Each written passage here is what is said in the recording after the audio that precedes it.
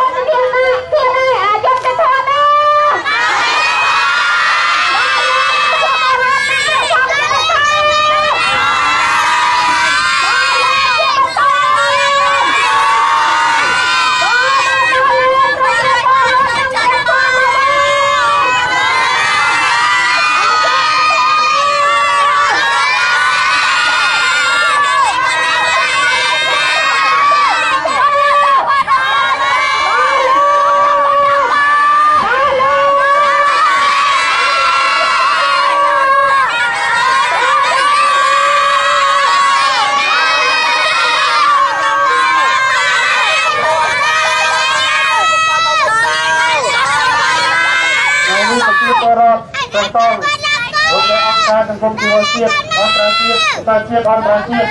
និងប្រជាពលរដ្ឋរួមទោះឬទៅទីគ្រប់ទៅទីបានមកជួបជុំគ្នានៅខាងមុខទុកទៅតចូលទៅដល់នៅបណ្ដាទ្រង់ខាងមុខនឹងទៅដើម្បីជា